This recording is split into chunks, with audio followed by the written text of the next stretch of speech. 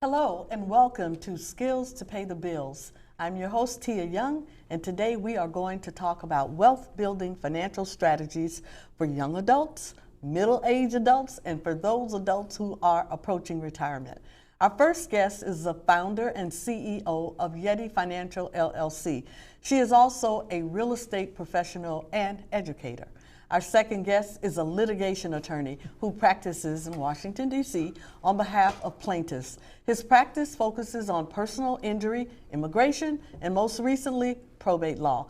He focuses on helping families seek justice through difficult times, and he is also a financial services professional. Our two guests are unique because they have blended their talents together and are making a major difference for individuals and families in their respective communities. Ladies and gentlemen, please welcome founder and CEO of Yetti Financial LLC, Ms. Yetti, that's what we call her, Esatu, and litigation attorney Howard Haley of the Haley Firm PC. Welcome. Thank you for having me, Lisa. Thank you, attorney. Thank I know you guys have had a busy day and coming down that beltway. Yeah. I appreciate it. Thank you so much for having Well, us. Happy to be here. We have a lot to cover today, so we're going to get started. Yetti, I'm going to start with you because it's been a couple of years since you've been on the show. Yeah. So tell us what you've been up to since we saw you last. Well, I have worked hard and I have accomplished many things, and I thank God for that. And I was really going out there and educating all people about financial services and real estate. For that, I was recognized by the governor of Maryland, Governor Larry Hogan. Wow. The Secretary of State, Awesome. the Prince George County and Anne Arundel County Executive. Also, the Deborah C. Offer Foundation recognized me for being a woman of virtue walking in excellence. In my real estate area or business, I was recognized as a top producer, $1 Million Member Club, and 100% club with Remax Allegiance. Yes. So it's been a very exciting years, and I've been working hard, and I deserve what I. Right. And I'm noticing something I got what I shiny there deserve. on your finger there. What is that all about? Yeah, that one is 2019, and with First Financial Security for my production, the company gave me this award. The ring was 1 diamond. Oh, wow. And I'm a member of the Beautiful. Champions Club now, and also legally I have a shareholder with First Financial Security. Wow. That's so it's a big wonderful, achievement, Yetti. yeah. And the boys are doing good? They're doing fantastic. That's Thank you for wonderful. asking. Yeah. That's wonderful. Yeah. Well, counselor, Ma'am. you are the principal of the Haley Firm PC, and you're also a financial services professional in Maryland, D.C., Virginia, and Pennsylvania? Yes, ma'am. Okay. So talk a little bit about what you do and how you and Yetti connected. How do you all partner? Well, as a litigation attorney, and one of our senior counsels is retiring, so I've assumed a lot of responsibilities under his practice, which is predominantly probate law. So we've got a lot of clients who come in who are dealing with the difficult times of having to bury a loved one. But many times there's a question of, well, how do we get this done? How do we finance this? How do we deal with it? So it was a perfect marriage between the financial services that Yetti has and the legal practice that I have. It just made sense. The two marry well greatly. For example, if you're burying a loved one and there's a property involved, sometimes some of the providers don't want to work with the family in terms of getting the money, and so there's this mad dash to try to come up with the money. Well, a lot of the financial services that Yetti Financial has and that I have been able to working with the companies that I work with, have given me the ability to help families more capably manage that financial burden at that time, as opposed to not knowing. Now they have an idea for safety and security to figure out how we're going to do this, how do we plan this, and it becomes a part of the family plan. So it's been a great marriage. So the relationship that I have with Yetti has taught me many things, because Yetti teaches me a lot about how to harness the power that the family already has and better refocus the financial assets in order to be able to sufficiently handle the loss of a loved one, as well as to prepare for things like new births, new college debts, new expenses of buying a home or of buying a new car if you have to because you got to pay for school. All of these things are financial drains that this financial preparation is good for. Right. Well, I have a question for the both of you. Is there a difference in how the cultures respond to end of life? As an African American, when I grew up, I'm just assuming that things maybe haven't changed a whole lot, but you guys can tell me if they have. We didn't really plan for end of life, and a lot of times churches and the whole neighborhood had to come out, but it was an educational thing. You know, we just weren't educated. As a child, I remember that the Metropolitan Life agent would come to the house, and grandma would give $2 or $3. I mean, you know, for burial, and when she died, maybe there was $1,000 in the account, but it was nothing at all to think about leaving a legacy for your family. So, can you speak a little bit about that, and in particular with the African American culture? Well, what I've found, in more often than not, more than 90% of our community do not have an end-of-life plan and don't have a life insurance policy, if you will. So a lot of the older clients that I deal with in my practice in the district, many of the older family members own a home, but they don't know how to get to the liquid cash in the home. Or there's a question of who actually owns the house. For example, just recently we had a family where the family member that lived in the house died, but at some point the house was owned by the parents and no one ever did a probate. So they never transferred the house from the deceased parents to the child that was living in the house who is now deceased. And the remaining relatives are not, there's no simple immediate heir. So there's a variety of heirs and everybody's entitled to shares under the prosterpes or the intestate laws. So it becomes more complicated. And so in those situations, we then have to arrange partnerships with the funeral home that the family selects or whoever's going to prepare the body for burial, as well as the services for the church where they want to have the burial, and agree to get them to abate the cost until we can have the house sold. But then you get into the issue of, well, who wants to sell, who doesn't want to sell? So those become other problems. And so find myself having a need to educate the other members of the family. Well, when your situation comes and this is you in the position of the deceased one, are you prepared or not? Now, you can't have that conversation at the same time that you're dealing with the burial, but that's where the relationship between my firm and the family is tantamount. Because if we don't have a relationship, and if the family sees me as just some greedy lawyer trying to get paid for probate, then it doesn't work. And so my clients are literally like family to me because you get to know so many things about the family along the way. It just made sense for me to go ahead and get my license and be prepared to assist them with their financial planning as well. And so in this particular case, 3 or 4 of the family members didn't have a policy or didn't know, or some of them had a policy with the job, but they left the job and thought that policy was still in force when it's not. When you leave the job typically with a term insurance policy, it's gone. There is no insurance left over. So you have to figure out what you're going to do. And if the next job doesn't offer it, well, what are you going to do? And they had no idea. So we talked about these things, and we now have a plan in place for the other 4 branches of the family. And this first branch that we had to deal with, we resolved the issues, everybody got on board with the same plan, and we're able to financially take care of what they need to take care of so their loved one was well cared for. Wow. Yetti, do you have anything to add to that? Yeah, I mean, I'm born in Ethiopia, in the capital city of Addis, and the same problem in our community also. They don't want to hear about death, but today insurance is not all about death. And I'm creating, the awareness in the community, but we do have churches that are contributing for funerals, and also a group of people contributing, money for the burial. So we have similar situation, but that's why we're here. I mean, we're just trying to create awareness within, the community. Talk a little bit about who your clients are. Well, so far it's everybody, but I'm invited to different big events to speak about the financial service and the benefits. And also individuals, churches, nonprofit organizations. The American nonprofit organizations are partnering with us in, setting up events, and those are the areas that I'm so far being successful in sharing the financial service products and services. How are your clients different, a little different, or the same? Who are your clients? Essentially, we have the same client base, if you will, but I've started to do some things like with the families that we were talking with before. We are encouraging our family members that we interact with in my firm or in my legal practice, that younger family members, especially those that have children, we are encouraging them to get in the mindset of having a review for a will. If you're under 30, at least once every 5 years, and if you're over 30, at least once every 2 years.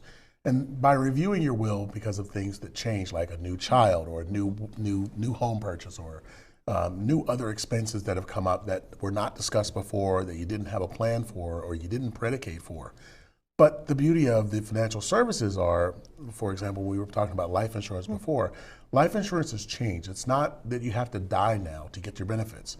There are a variety of products out there now where you can have living benefits so that if you get chronically ill or critically ill, or if there's a terminal illness, you can use your life insurance benefits while you're alive. You don't have to die to use them.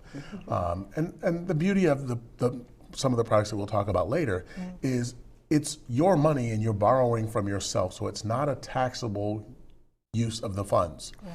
And so it's opened up a whole new realm of being able to create generational wealth that can actually be utilized for the furtherance of your legacy, which means it's not something that the community is now beginning to understand. It's not like you're talking about, oh, what happens when I die? No, it's about, well, how do you want to use this while you're alive, and what can you do with this? Instead of waiting on someone to die for a windfall, you can help the family grow the generational wealth while you're alive. We have about a minute before we have to go to break, but you mentioned something. You said you're talking to young people. I have a 26-year-old nephew, and I can't get through to him. Yetti, how are you, and how are you all getting to the young people to talk to them, to get them to pay attention about, financial preparing for themselves and for their lives? Well, the younger people, as you know, they love money. They do. But they just don't know how to save it. So you just have to ask enough question about, how their saving look like and how much they get for their money, who really benefits from their money, more than them. So you have to really explain how the banks are really becoming more richer all the time. And then we became really, the people with no money. So they understand. I mean, you just have to really know how to approach them. But so there have to get some lessons. Yes, we'd love to talk to him. We're going to take a short station break, but we will return after these important messages. So don't touch that dial. Minds can achieve anything. We make sure they get to college. Federal student aid provides more than $150 billion in grants, loans, and work-study funds to make college possible for anyone with the mind to get there. Because if given the chance, minds will do great things.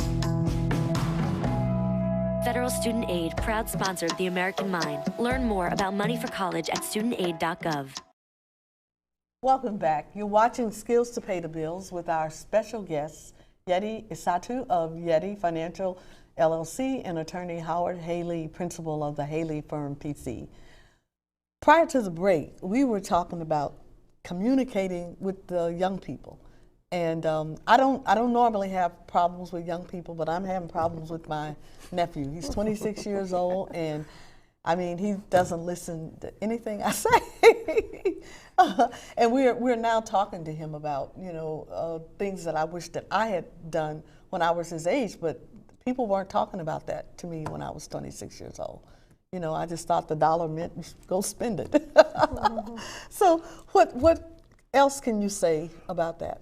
Well, the way I've gotten through to younger folks that I've mentioned in my office, especially those that are younger with children, is I ask them the question, when you are, for example, let's use my roommate. I have a roommate who's 23 years old right now. He's got a son who's 2. So I ask him the question, where do you want your son to be when he's your age? Do you want him to be able to draw from a financial legacy that you prepared for him? Or do you want him to struggle in the same way that you're struggling? Because if you want him to struggle, he can still struggle, and you don't have to give him the money that you put aside for him. But if you want him to be able to know that that's a resource available to him, then you can teach him the financial knowledge that you are learning now, so that as he grows, he understands the value of the wealth that you're putting aside for him and what that legacy means. For a 26-year-old today, for example, especially if they're living at home, how complicated or how hard it would be for them to put aside $100 a month.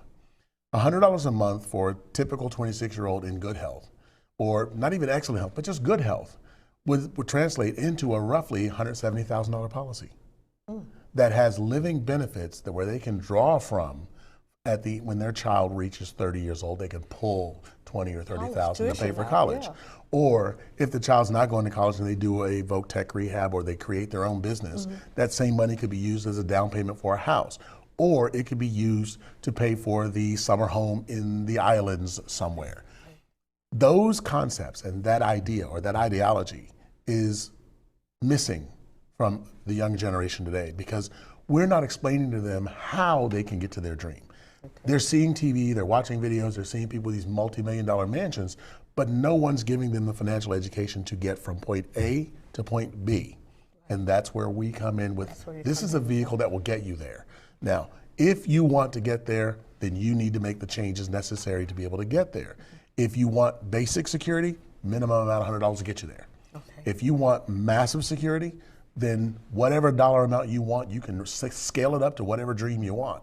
And many of the young people, they understand the terms of scale, dream, financials, and saving. And how do I get there? Right. They just need to know how. And we give them the keys to the car and let them drive whichever way they want. Okay, okay, good. Well, And that's Yetti, nice. I know you have 2 sons. Your sons are often helping you in the business. Yes. So I guess you've learned the secret to get them to pay attention. Oh yeah, yeah, definitely. I mean, they love what I do. I mean, growing up with me only as a single mom, you know, seeing me, watching me, you know, doing different types of businesses and grew up with them, you know, what I do. So they always participate and they share what I do with with the parents of their friends. Right. And, you know, they said my mom is in real estate and in financial services. And whenever they quit a job or maybe get a new job, they just tell them, you know, my mom, you want to talk to my mom? So they try to generate leads and they understand what I do. So I'm blessed with that. Right, that's Yeah. good. Talk to us a little bit about how both of your practices foster the creation of generational wealth. We've mentioned that term a little bit today. So if you can even give a definition, your definition of generational wealth, what does that mean? Well, generational wealth to me is just as a parent, you know, I have to work and then whatever money that I'm earning from the businesses or from the job that I had in the past, understand how money works and save it at different places. I mean, I like to diversify all my investments and then from real estate to financial services and other, you know, stock related stuff that I do.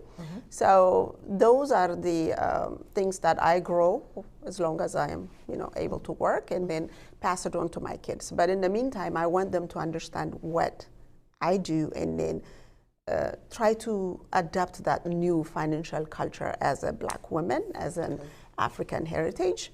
I just want them to understand, you know, how money works and then adapt that new financial culture and do the same thing that I did for them or that I'm doing for them to my grandkids and then duplicate it and then let the future generation have a financial freedom and get what they want in life. Okay. Yeah. Howard, what did you say on that? Well, the only thing that I would add is, for me, generational wealth is the ability to create a mechanism by which the earnings and the fruits of my labor are multiplied or magnified in the life of the generations that come after me. And so I don't want them to look at it in terms of trading dollars for hours like I did when I graduated high school. I traded many hours for small dollars. I want them to understand how to make their money work for them and how to work towards a goal that is greater than the immediate scene, if that makes sense. Yeah. I don't want them to walk in a store and say, well, I can't afford this because I don't have the money. I want them to walk in the store and say, well, if I want to afford that, how much work do I have to do to get it? And then if I choose to spend from my savings to get it, how much is it going to take from me to put it back? Because I want to make sure that they understand that you can't build generational wealth if you're spending what you've accumulated. You have to build generational wealth by earning and adding to what you already have, but you're adding more than you're blowing. Right, okay, that's good, that's Nice, real good. yeah. 2 terms that I'm hearing a lot, one of them I know something about and the other I'm just still trying to figure it out. And that's IULs. You hear a lot of people talking about IULs. There are different types out there. So I want you all to talk about that. And then this new program called Kaizen, if you could touch upon that and tell me what that really is. Yeah, I mean, I had a client who stopped by at my office before I came here, so I did a few illustrations for that individual. So I can go over the examples that I brought here. The individual was 25 years old woman, and she just came to learn about the product. And when I run the illustration for 25 years old, it gave her, number one, a life insurance coverage of $1.5 million. Wow. That is, she can consider as a reserved money if anything happened to her, which is terminal illness, chronic, critical illness, and injury happened to her life. So whenever something happened, she would be able to tap into that and be able to use. Number two, this could be used as her retirement account. So it will cost her $14,350 per year, only for 5 years. 5 years, $14,350. After that, there's no investment. This is a Kaizen, yeah. She does not need to invest more than 5 years, but the bank fund her retirement account, matching what she put in. Like for every dollar, they give her $3. So that means 75% of the account or the plan funded by the bank, 25% comes from her. So it is not really a huge amount of money when you look at it. 25 years old, many people, 5 years plan, and then many people will allow their kids coming back from college and stay with them for free. So in the meantime, if they really encourage them to understand and learn a plan like this, it will give them $95,000. For this woman, it gives her $95,000 tax-free retirement income from age 65 up to 100 years. So how many people do you know that has that kind of retirement income only for 5 years investment? 5 years, yeah. Now, so does she have to be earning or have a certain amount of income that well, she they're has? required to earn at least minimum 100,000, but that could be combined income, spouse. For spouse. For spouses, yeah. Husband and wife could be 50-50, and then they can only get it for one person, yeah. It's a beautiful way to leverage somebody else's money to grow your retirement accounts. Yeah. Well, what about the IULs? What does that? What does IUL mean? IUL stands for Indexed Universal Life. Okay. And long story short, it is indexed to the stock market, but your money is not in the stock market. So the providers, they provide a facility, they facilitate the operation for you to put your money into an insurance policy that builds a cash value that is tied to an index of the market. But the cash value that you build, it grows as the market grows, but your funds are locked in the event that the market goes below zero. So for example, in 2008, when the market was, just before the market dropped, the market was up 18 or 19 percentage points. So you would have gained the 19 points. But then in 2008, when the market dropped 32 points, your funds were locked. As the market went to a negative area or negative territory, your funds did not lose any money, you didn't gain any money. You stayed at zero for that period. Then as the markets recovered, which everyone knows after 2008, the administrations changed the market, they made changes to stopgap the market, and the market recovered. As the market has recovered all the way through the market, the record highs of the market, your funds have grown and not lost any funds. And then as the market may take a dip here or there, you don't lose. So you don't go below zero. And the reason these funds work the way they do is because there are IRS provisions that do not allow them to lose money. So the market is the vehicle by which you are gaining your results. Now, a person who is a stock market guru, they can play put and calls and do their thing and probably do better. But for the average person who isn't a techno wizard or a stock wizard, this is a more secure way to have a greater growth and return of your funds. And you're not losing money. And you're not losing money, but you have the added protection of the life insurance policy so that in the event that something catastrophic does happen, you're protecting your family in the long term. Yetti, we have, if you could give us another example of understanding how money works to build wealth. To I know build you brought a wealth. wealth. If you could explain how that Yeah, works. I can explain. You got I have 1 minute. Okay, I have an example. I mean, if somebody has a loan, a mortgage loan for $405,000, and they get like, I mean, they have 4% interest rate, and their mortgage is $2,800.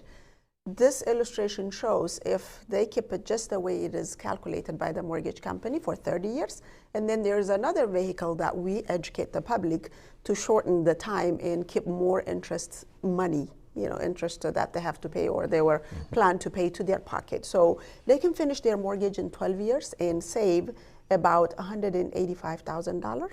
But if they keep it the way it is, they pay $290,000 to the bank. So it's better than giving money, you receive money. Right. So we're teaching them how to keep more interest or earn more interest from every dollar that they put in to grow wealth for the generation that is coming. And we also teach them about how annuity works, and then there are so many people who are changing or leaving their job through retirement. So we really share, what we know about how to protect their money from the market loss, and we roll over people's 401k and much more.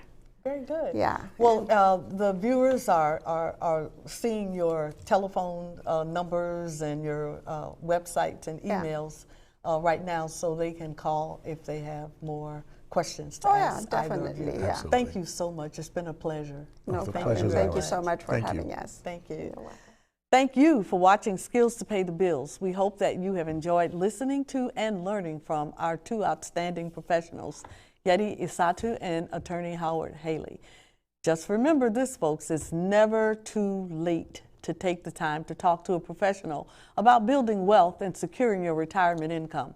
While it is better to start early, there are various plans that are for those of us who did not start our retirement plan in the earlier years. Get in touch with a financial services professional today. Please join us next week for another great show on Skills to Pay the Bills. Bye.